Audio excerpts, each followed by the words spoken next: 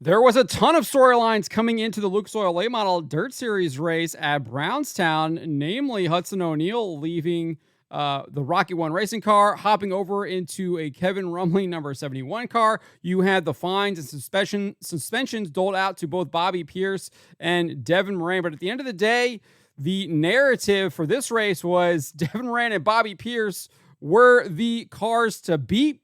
And eventually it was Devin Moran who took home the win. Before we get into this, I'd like to ask you, please hit that subscribe button, hit that bell for notifications so you don't miss any of our future videos here at John Trent Racing. Brownstown did not disappoint. It put on a whale of a show. There was 3-wide racing. There was multiple lead changes. There was only, I think, 2 cautions, which made for some fantastic racing, allowed people to kind of get into lap traffic, allowed other guys to catch up to those leaders that got stuck in lap traffic. Lap traffic played a key factor in this race, and let's just kind of get into it here. There was an early caution, really early in the start of the race for Jason Jameson. And then once they got going, Shepard, who was kind of starting the front row, was in control for about 4 or 5 laps. And then Devin Moran and Bobby Pierce were like, hey, it's our time to shine here. Let's take a look at this right here. You can already see that Moran is on the inside of Shepard here in this new wrap for Shepard. He's in the black and silver car here. And then Bobby Pierce is in the red car right behind Moran. But let's take a look at this. This was some excellent 3-car battle for the lead early on in the race.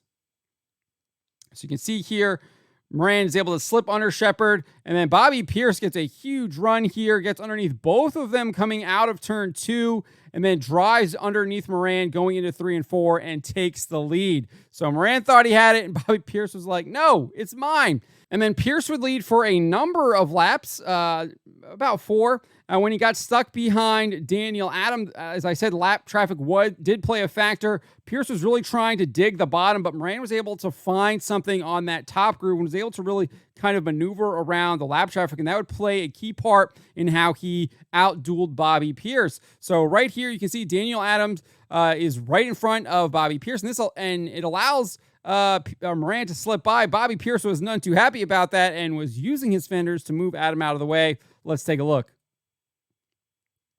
You can see there, Bobby Pierce pushes him up the track, but that contact allowed Moran to really kind of separate and get around and claim the lead. Pierce would work on it a little bit and would eventually reclaim the lead with 28 laps to go, so just 2 laps later. And he would kind of control the race until about 14 laps to go here when, interestingly enough, Daniel Adam and Tony Jackson Jr. would play a role in allowing Moran to get to the outside and move around him, because Pierce really wanted to stick to that bottom. You can see Daniel Adam Pierce has already kind of made his way around him, but it did slow him down, allowed Moran to get the outside of him. And then Tony Jackson Jr. here really kind of blocks Bobby Pierce, and Bobby Pierce was none too happy with that and kind of sends him for a spin after Moran took the lead from him again, and that would be our second caution. But let's take a look here. You can see here, Pierce tries to move to the outside a little bit, and then just kind of clips Tony Jackson Jr. there on the rear end, sends him spinning. I think that's probably just a racing deal. I do think he was trying to get around him. I don't think he did that on purpose to try and bring out the caution or anything like that, because, again, they were caution-free. But we would get the caution, and Devin Moran would kind of set sail, wasn't really challenged. We would have a decent 3-way battle for the lead with Brandon Shepard would get, or I guess it was for second place. It was Brandon Shepard, it was Bobby Pierce, and it was Mike Marlar there for a little bit, but then Shepard would fade, and Bobby Pierce would continue to go on, and Marlar would try and come on strong. And it looked like Bobby Pierce might have had something for Moran here with about 4 laps to go. But as you can see, Tony Jackson Jr. is in the picture again. And Bobby Pierce just wasn't able to kind of maneuver around the lap cars as well as Moran was on the outside. And that eventually ended up allowing Moran to achieve victory here. So let's take a look at what happens here. This is Moran making sure Bobby Pierce doesn't get around him with about 4 laps to go. And this was kind of the last time Pierce had a chance to challenge for the win.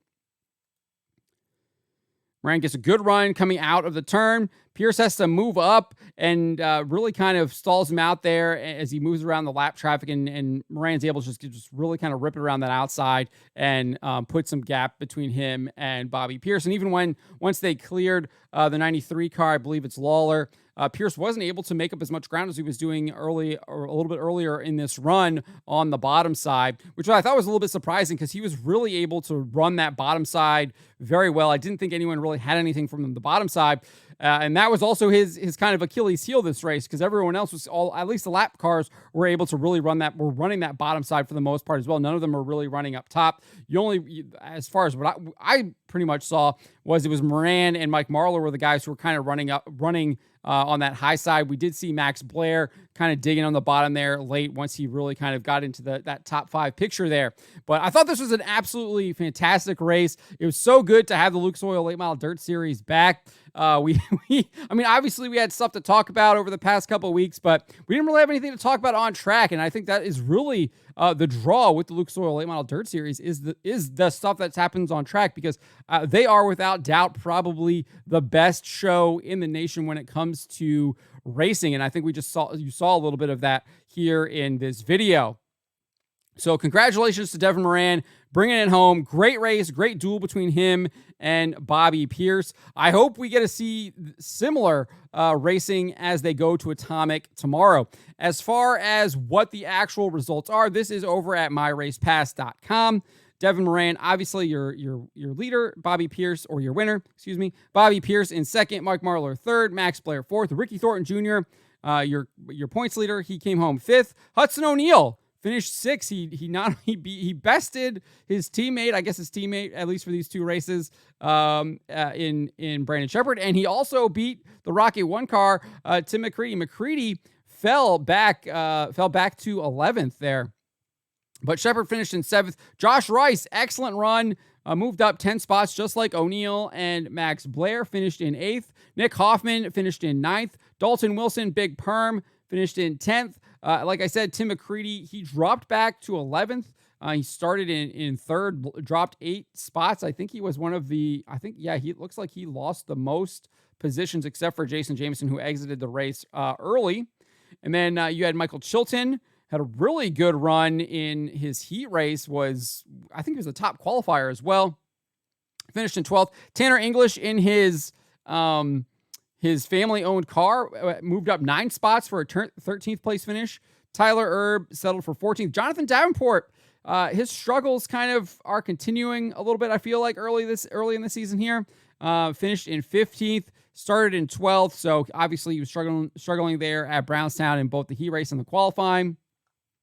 Carson Ferguson, Ferguson looks like dropped 9 spots, so he filled in. He's taking over Tim McCready's ride in Paler Motorsports, finished 16th. Had a pretty good, I feel like, heat race and qualifying, but not the performance you expect from him there in the feature, dropping 9 spots. I think it looks like he dropped 9 spots there to 16th. And then Brian Shirley in 17th, Drake Troutman in 18th. Devin Gilpin actually had a really good, I think it was in the B main. I think it was like second B main. Photo finished in the second B main. He finished in 19th. Garrett Albertson, really disappointing run for him. I was expecting a lot more from him. Settling for a 20th position. Ross Robinson, too, is all the way back there in 21st. I mean, it just shows you the competition. You have some of these guys that you expect to be top 5, top 10 competing every single night. They're back in 20th and 21st right now. So a little bit disappointing, especially for Garrett Albertson and Ross Robinson. They'll hopefully try to fix that going to Atomic tomorrow. Tony Jackson Jr. in 22nd. Boom Briggs in 23rd. Brendan Smith in 24th. Corey Lawler, 25th. Daniel Adam was 26th. Dennis Erb Jr. was in 27th. Shelby Miles in 28th. And then Jason Jameson rounded out the field in 29th. So that is the finishing order. Just to close out, excellent race. I'm really glad that the Lucas Oil Late Model Dirt Series is back, and we have some awesome racing to watch and to talk about. So with that said, let me know what you guys made of the race. Let me know in the comments below.